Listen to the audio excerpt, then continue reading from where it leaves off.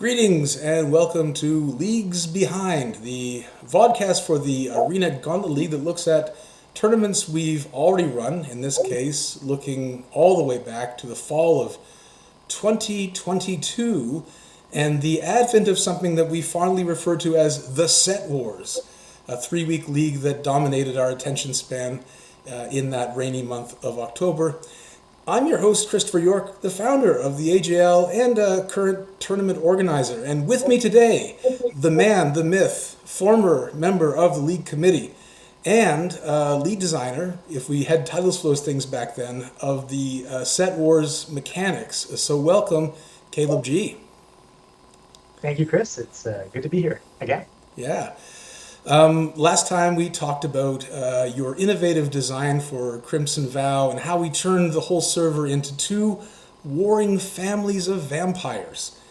And today we're going to talk about something a little bit different. We're going to talk about how we broke up the server into 4-member teams, gave each member of that team a choice of 4 sets, and then basically set them at war with each other. Can you run us through how this concept came to be, and what was the iteration that we landed on? Sure. So the idea behind Set Wars was built off of frustrations and appreciations of Chaos Leagues. Because Chaos Leagues have, to me at least, some very high upsides and some very low downsides. Upsides are you get a ton of variety. Right? You're never stuck facing the same archetype game to game. You're not stuck losing to the same bombs game to game. If something bad happened to you in a game, well, at least something different's going to happen against your next opponent. Right. And that papers over a lot of the feel bads inherent to playing Magic. I think people are generally enthusiastic about Chaos whenever it's received in whatever guise it takes. But people might not look at Set Wars and think, oh, this is a Chaos League of some kind. And that's because it was me trying to solve the frustration I have with Chaos, which is that the moment-to-moment gameplay of piloting a Chaos deck has always, to me, felt really underwhelming and a lot more fun on paper than when you're in like round 3 of your draft and you're like, you've got your, effectively vanilla 3-4, looking at their vanilla 3-4, and you're just kind of sitting there until someone draws 5 lands or then they lose. Because the decks don't have any, or at least it's very rare for the decks to have any particular synergy. They just tend to be a collection of cards that, maybe they skew aggressive, maybe they skew rampy, maybe they skew spellsy. There's some like loose archetypes that happens, but there's not, decks don't really pop off in the same way they do in limited, right? It's sort of, in a way, like the constructed to limited jump. You go another leap in that direction, you get to Chaos Limited, where you've just, half your cards are effectively vanilla because they, make energy, or they do something that the other cards do not care about. So my idea was, okay, let's try to keep the variance game to game and keep the variety, but still have decks be synergistic and still have, recognizable limited archetypes. And this kind of played into a curiosity I had, which is just like, if you just played a bunch of sets against one another, which ones would win? Right. Like, obviously, some sets are more powerful than others, but like, how accurately does our perception of those sets match reality? Pokemon metaphysics, right? Pokemon metaphysics? Yes, in the abstract, which of these fantasy creatures would win a duel, right? Like, oh yeah, like the power scaling conversation. Yeah. Yeah, except now in my head we actually got to find out. Right. Yeah. So and I think that Magic players, generally speaking, are guilty of projecting upon unliked sets impressions of low power, and and vice versa, right? And so I think that a tournament that sort of challenges players' expectations and calibrations is a great learning experience for each individual player and us as a community. I do think that's where it ended up being for a lot of us who played in this tournament. I think that was definitely a mistake that a lot of players made, and that I think we in the Mount Rushmore team chat have actually found us trying to take advantage of. People just, didn't like some sets and didn't want to play them. For instance, DMU just was the hold on now. First of all, for the players who weren't here 3 years ago, what is Mount Rushmore? What are we talking about here, Caleb? So Mount Rushmore was the victorious team made up of members of what you would probably call the old guard of the league at this point, but they were the old guard then, and we're all still around for the most part. But our day in the sun has long since passed. Um, and you can, if you want, look at the finals between us and the Discers as sort of a passing of the torch or like a last stand sort of thing. Because like Daniel goes and wins the next two leagues, like right after this one. So they gave us one treat on the way out before taking over for the Let's be clear. rest of the league. Not only did you lead design this tournament design, but also your team, coincidentally, perhaps, wins the tournament, right? So that's the sort of like let's lead off with your credentials on full display. It's a very elite club of people that both designed and won the same tournament. I think it might just be me and Miranda. I'm not sure if anyone else can claim that particular accolade. Well, Caleb, me. I've joined that ranks as well. Let's not forget the old guard.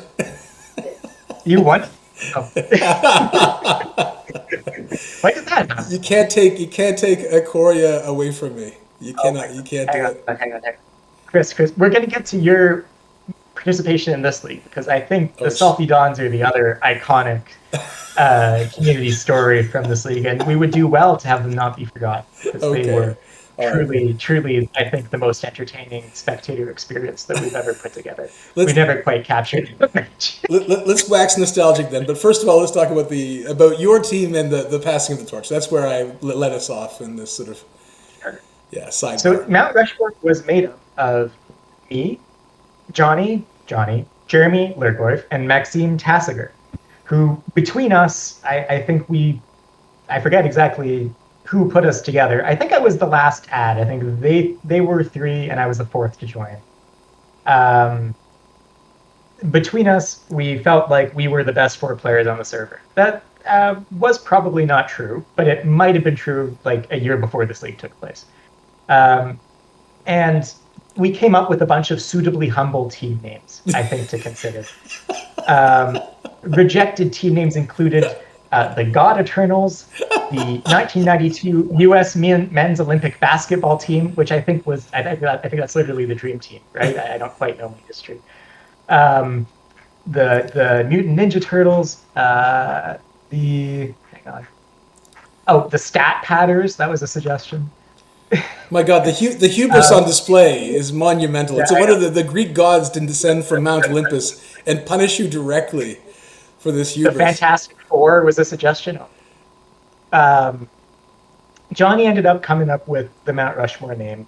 He initially called it League Mount Rushmore. I got to be Justin Timberlake's character in The Social Network and tell him to drop the league and call it just Mount Rushmore. Right.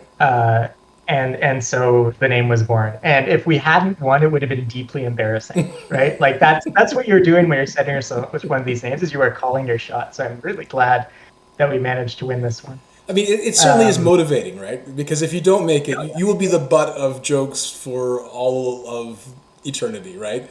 So it's better that you really have to put your butts on the line and win this thing right from day one. Absolutely. In terms of how the league went just competitively, the Discers, so in this manifestation, it was Sawyer Jordan, who we knew very well, Daniel, who this was a second league, and then Jake C., who I don't think plays too much anymore. Jake, the man, the myth, the Mulcahy. Mm-hmm. They placed first in the regular season, we placed second, and then there was a 4-win gap to the team in third, so it wasn't particularly close which two teams were going to make the 4-versus-4 team draft final, which is how we did the finals for this one. I don't know exactly if I remember what the sets were, to be honest. They might have been the 8 sets that we each picked for our decks, but don't. That makes sense. If we did an 8-set Mega Draft, then that's kind of masochistic of us. And then in the Mega Draft, Jeremy and Johnny both held serve, went 2-2. I went 3-1, and then Max 4-0 to kind of do the heavy lifting there. And I got hard carried by them in the regular season. Like they won a bunch of games. I had a losing record and made the top 8 Caleb, because it was a 4-person. your intuition was correct. I'm going to read from the rule set now from Yeah. section E, Uh, number 3. In the league finals, the top 8 players will retire their main tournament league decks and play in a 3-round mega draft. Each player will draft from a selection of 8 historic legal packs, consisting of 1 pack for each set chosen by the members of the top 8. So it was actually. yeah, that was a lot of drafting. And I remember it being really early in the morning too. Like that was the only time we could make work. Was like we had to wake up early to draft 8 packs and then play 4 rounds. It was a lot of magic. A lot of magic. Um, A lot of magic for your money. yeah. That actually, we maybe skipped a step in the rules here. Oh, big steps. Within each 4-player team, each player was assigned to a class. That class just meant you got to pick from from a subgroup of 4 sets that your class could pick from. So, let me see. Do I still have this here? Right, the clerics got to pick between Amonkhet, DMU, Theros, and Ixalan. The wizards between Midnight Hunt, Guilds of Ravnica, AFR, and OG Dominaria. The rogues between Neon Dynasty, Zendikar Rising, Kaladesh Remastered, and Ravnica Allegiance. And the warriors between SNC, Kaldheim, M21, which you put in because Cody asked for the set with dogs in it, and Eldraine. That like party flavor on the group of 4, I don't remember exactly the conversation. Looking back on it now, it feels like a compromise. Like that was the neutered version of some stronger mechanic, which I'm forgetting. Because that's a strong flavor brush to put on something that's fairly benign. But I don't. Do you remember any better than I do? If there was an earlier version of the party concept that the thing that I have here in the rule set is that the Warriors had SNC, Kaldheim, Eldraine, and Rivals of Ixalan, and I think that was mostly because they were the most warriors or the most kinds of. There was some like loose flavoring of like, ooh, Yeah. Theros, they're all dead. That's a cleric thing. They speak to ghosts. Exactly, yeah, and the wizards were like the sets that took place on Dominaria, or ones that were particularly Eldritch Planes, and so on and so forth. There was just a lot of flavor discussion. I'm not sure. I'm not sure that in retrospect all the pack choices could be defended on purely flavor reasons, but I think that in some cases it was just like, let's look at the Scryfall, see how many rogues are in this set, right, and then that's going to be the rogue class choice. Yeah, that might have been what we did. Yeah. The other thing we did was we tried to balance the classes because we knew, okay, Ixalan is not as strong as what would be the strongest set here. Like, maybe I forget. Do you have the matrix of like how many bonus packs you got for each of these? The Matrix. I think. What was it? You got like 3 extra starting packs for choosing Ixalan, I remember. And then yes. Some of you got only 5. No, I think that was errated, not necessarily in the rule set, but it was errated closer to the tournament timing. I remember there was a round of like public consultation where it's like, is this number right? Yeah. Would you vote higher or lower? And we tried to dial it in as best we could. Yeah, I think This like leads, I think, if you're gonna fix this now, would you just say like player pools are a combination of all these sets? Would you make them fight it out set on set still? this is a tough one because now we get to maybe the part that's harder for me to talk about, which is people really didn't like this league all that much.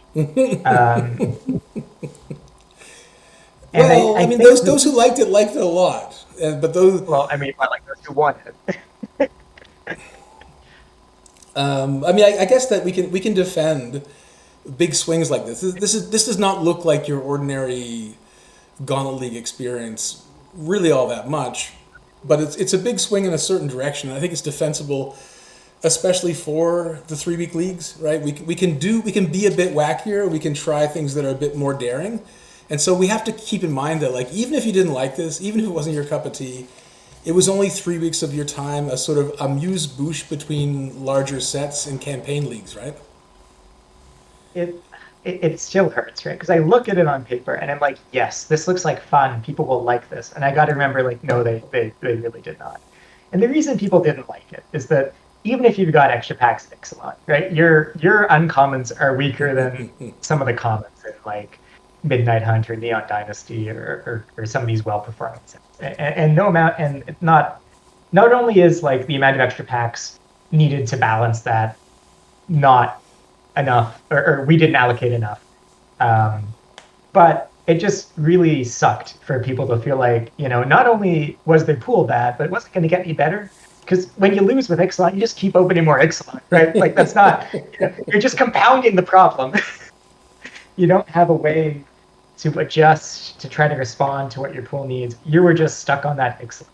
And people felt like, yes, I can argue we let people choose at the beginning of the league, but people felt very strongly that if they made that choice wrong, they were stuck playing out for 3 weeks. There was a lot of entropy this league. There was a lot of negative feedback on this. Like, I as much as it pains me, I cannot argue with the results. Yeah, so but I mean, to be fair, to the designers, right? There were a lot fewer sets available on Arena 3 years ago than there are now, right? So the palette of colors that you get to draw from, relatively weaker. And also, right, this was before we had market balancing mechanics like we had for OTJ. I think if we don't have set wars and frustrations with that, maybe OTJ is less strong as a result, right? Like you remember OTJ? You played in that, right? that was great. Everyone liked that. Yeah, and so this was something like you were saying, we sort of consulted with the community and fixed a sort of multiplier to weaker sets so people might still choose them. But that was imperfect in a vacuum. Everything was baked in advance of player feedback, whereas the market mechanic for OTJ, or the general store mechanic, it responded in real time to player preferences and choices. So I think, if we're talking about fixing the main mechanic and fixing people's responses to it, maybe something like that, right? Where maybe your multiplier comes with your comeback packs. The more people that have chosen a certain set, maybe it affects the multiplier rather than the starting pool or something like this. There's just one guy there being like, why can't I hold all this? He's got like 400 cards. And he's playing like that like Wild Growth Walker Explorer constructed deck that was around when I first started playing, and he's still getting smashed by like random OTJ. Although I will say the top performing sets out of Ixalan was number 2 performing set. It had one player, but that guy went 5-3, which put it third, second for win percentage of all sets. Yeah, so so far we haven't really talked about like what went according to plan and what let's say failed to meet your expectations. So let's sort of give a general review, right? You talked a little bit about negative player response, but what worked from this design, in your opinion? I think 4-person teams worked better than I feared. Like, I was nervous about 4-person teams. Right. It ended up being like you didn't feel like you had to have the whole team there to play. It was just like, hey, I'm going to jam anyone around to backseat. One person says yes, great, you're good to go. You don't see all your teammates' matches, but you kind of, that was always like a bit of a pain point with 2-person or 3-person links. Was like some teams couldn't make it work. And with 4, I think people pretty gracefully handled the fact that they weren't going to see everybody. Yeah, and in fact, maybe if you had all 3 other guys on stream with you, helping co-pilot your deck, it was chaos. I did in fact lose a game on time in this league. Oh. I cannot blame entirely my backseaters for this because I was the one clicking the mouse. But that did happen. Timers were on for this league, and one of my losses in the regular season on time. I've seen it. I may have been part of one of these stories as well with the Salty Dons. I think maybe I just want to share some. Oh my god! I just want to share some quotes about the Salty Dons. Okay, go ahead. One is from you, where you DM'd one of the Mount Rushmore members to just say, "Our team really is a goddamn clown car." And then I wrote at some point, "Chris and Zeke sound like they're mid-break." And then, oh my god, Damien's like the rebellious teen, and I forget who the fourth Sulfidon was, but he'd like already moved out of the house. There was a whole metaphor. It for was this construction. Daniel J. He was one of our New Zealand players. We haven't seen him for a few my God. leagues, but we miss I him. wonder why. Yeah. The Don I mean, I think that my attitude was like, we had a lot of strong personalities pulling in opposite directions, and we started off on the wrong foot. We knew that we were going to take it down, so it was just a matter of having fun and giving each other stick on the way. And if we brought joy to any other players' lives during that tournament, then I consider it a public service well rendered. having been a teammate of Zeke's in the only prior team, like the double feature one before that, I do have a bit of empathy for you. Do you have any other Sulfidon stories that that maybe are worth remembering? Oh gosh, I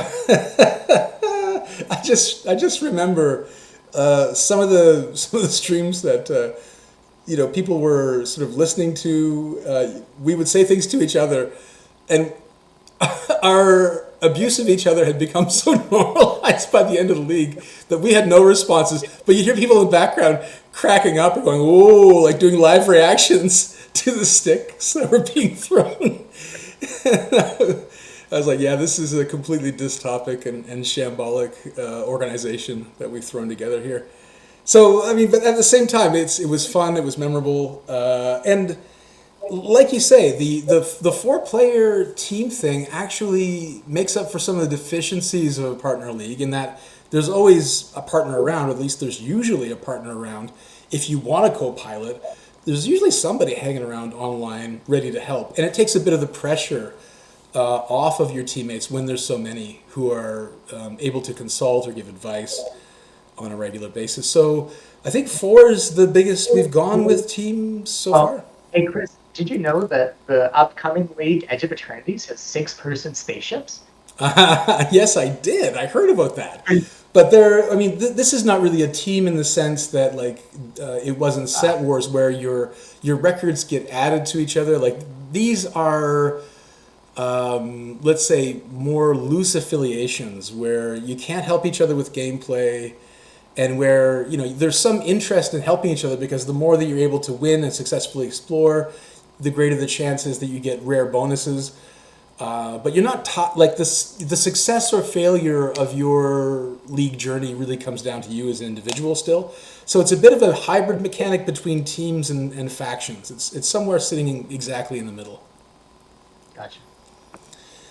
But talking about upcoming leagues, there is something I want to ask you about once we finish with Set Wars. We'll get to that, but before we depart here, we should note that there were 52 players in the mix, right? So 13 teams.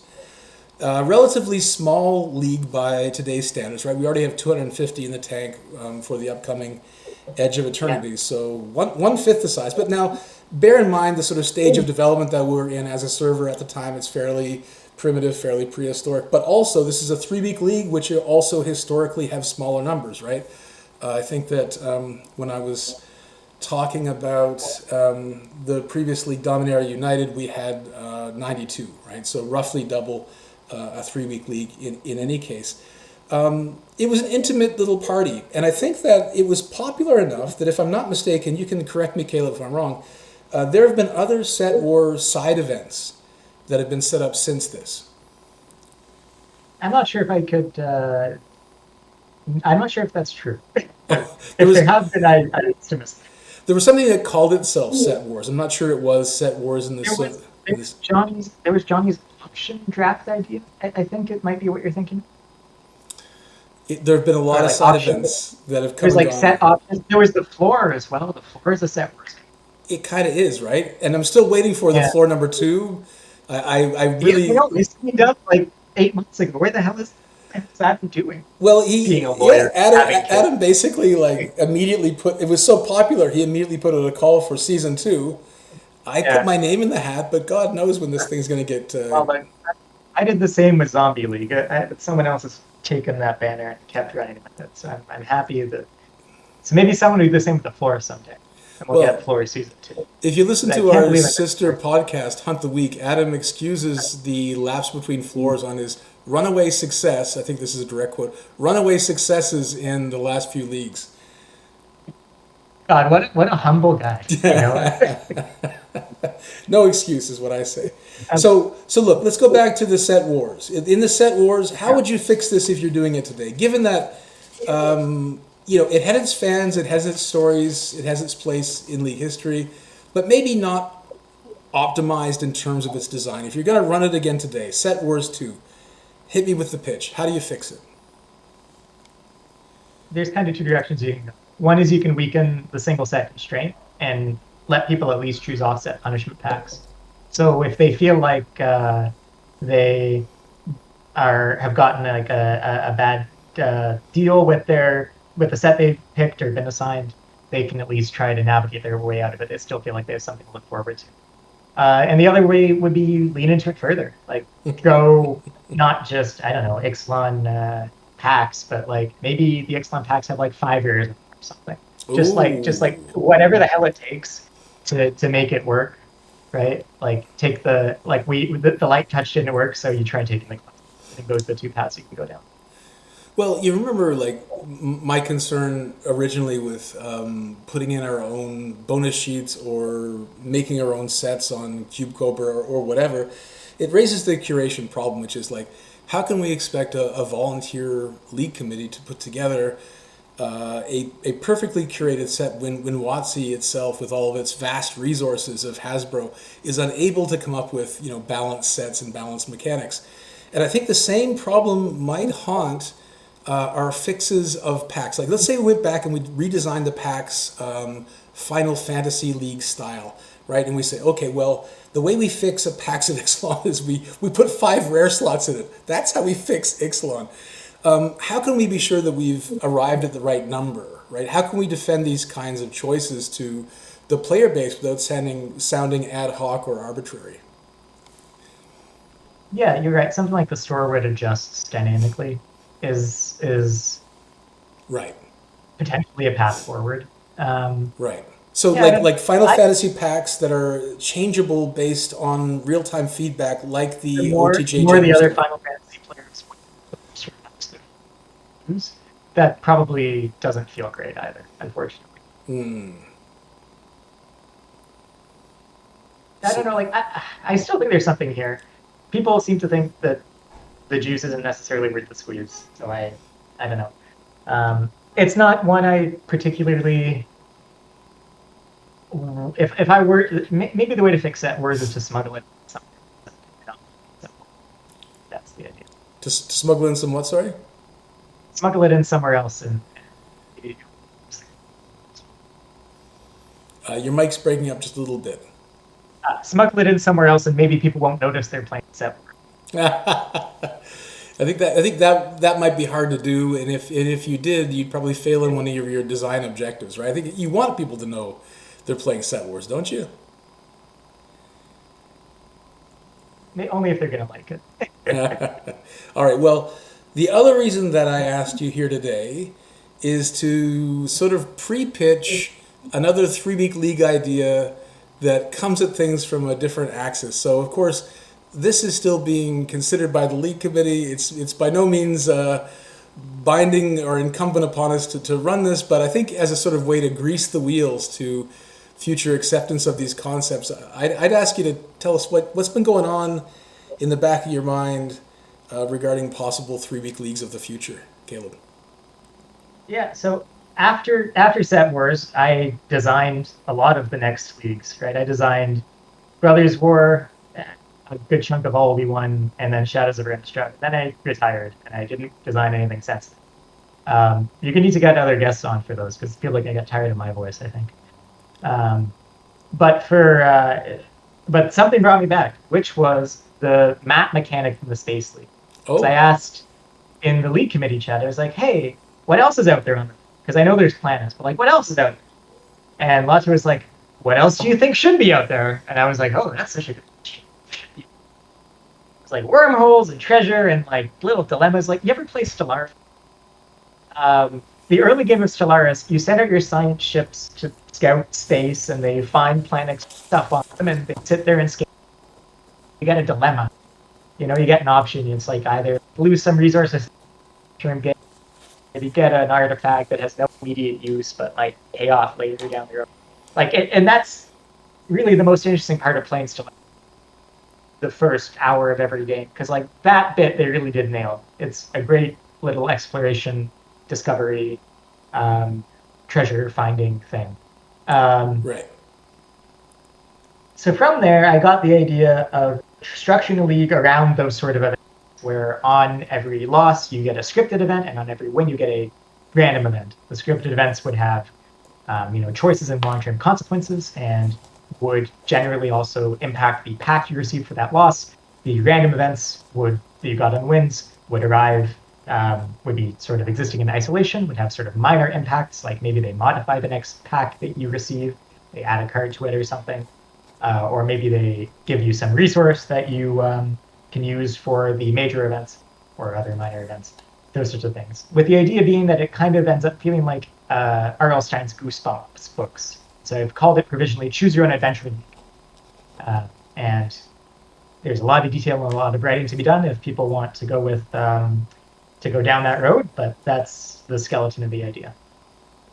Yeah, it sounds great. I think that it kind of plays in the space that we tried before with Johnny's Adventures in the Forgotten Realms, or D&D set league, right, where you're sort of like more or less exploring a dungeon, right, or going down a certain character development path. The level up paths, the big difference, which is a hurdle that I people are just going to have to get over if we do go this way. The big difference is that with paths, you got your character sheets laid out ahead of time. You know the consequences of investing in a Yeah. particular. It's kind of like Lost Caverns of Ixalan too, in that way, right? Remind me what the LCI mechanic was. You basically could operate. You could go down three different tech trees essentially, with regard to your pack choices. The important bit is for this, you don't know the consequences Right. until you. Players just, if they want to give up something, some short-term bonus, like take a hit on their next pack to get some, magic item that makes sense in their story, which may have a payoff later or may not, they would have to do so just on faith that it would be worth it. That's a big ask of players. I understand that just might be a deal breaker for some people. But I think there is a lot of space in navigating the story when you don't know every path to go down, and when the branches are sort of mysterious and you have to kind of try to read the tea leaves. I think what I'm hearing here is that this league proposal, I'm not sure you have a name for it yet, is a bit Choose your own adventure. choose your own adventure. So it's a bit like your pitch for Set Wars, in that you are still trying to fix the deficiencies of a Chaos League while still having the fun of a Chaos League. Is that right? Well, Is that the as golden pitched, fleece that you're after? as pitched, it has some Set Wars DNA in it. When you, as pitched right now, you pick your type of story, and that sets your starting pool. Like if you want a fairy tale, you get the Eldraine sets of Whitburn, for instance, as your starting pool.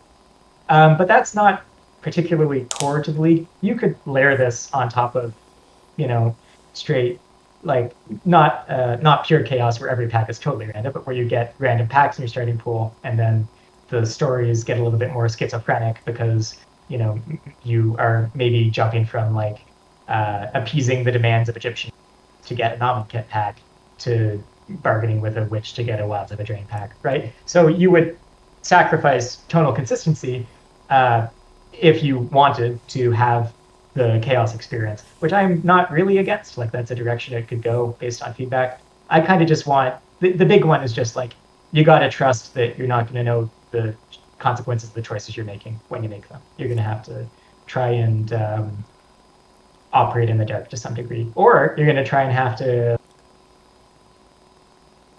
experiencing and choices they're making.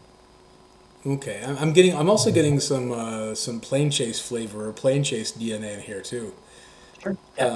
Now, I guess the question that I would raise is, will people, I mean, even if the particular outcome for each of their choices is random, will they get to know the set of possible outcomes? Because I think that's the only way that you can sort of get players to say, well, that's fair, or that some person doesn't have more information than another, or right? Is that So possible? they will know the immediate outcome. So, for instance, like, the example, like, first event is you're putting together a party to raid the cavern, skip some writing and flavor. So you add the wizard, the warrior, the rogue to your party. And there's a consequence of, like, okay, one of those gives you a pack of AFR, one of those gives you a pack, the rogue gives you a pack of LC, reroll it. One of them gives you a pack of Zendikar with a bonus rare slot, let's say. But then they also have add a warrior to your party, add a rogue to your party, add a wizard to your party. What do those mean? You don't really know. You just got to trust that there's events down the road that care about having a wizard, a warrior, or rogue. Or if you, I don't know, if you, there's like hypothetical endings where it's like if you have either a ton of a ton of one resource or various magic items, you get the good ending and you get a bunch of packs for your last loss. If you have none, you get the bad ending, you get a normal pack for your last. There's some sort of payoff at the end for the things you sacrificed the short-term benefit for. Okay. And that payoff isn't knowable to the players before they get there. So that's the leap of faith that it would require. But that's what reading a story is like. And that was what those R.L. Stine Goosebumps were like. You didn't really know what path the story would take. Sometimes they had some very ridiculous leaps of logic in there. But they were kind of fun as a kid. So I'm hoping to try to capture that experience. So for optimal fairness, would the writer of these stories, the person who designed the league, Yeah, I would not. they'd have to sit out as a kind of dungeon master, right? Yeah. Okay. Gotcha. Well, it sounds really interesting. I imagine there's probably more to be said on the subject and more will be said. I think that, and this is a spoiler, and this is called Leagues Behind. We don't like to look ahead, but sometimes we have to. So looking ahead at Spider-Man and the initial response to that set, it's looking like people are calling for 2 3-week leagues instead of 1 6-week league because they don't have faith in the old Spider-Man.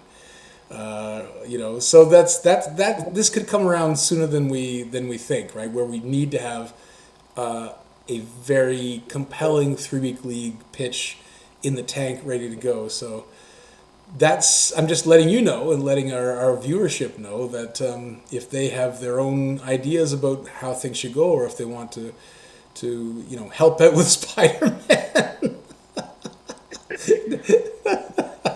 now's the time.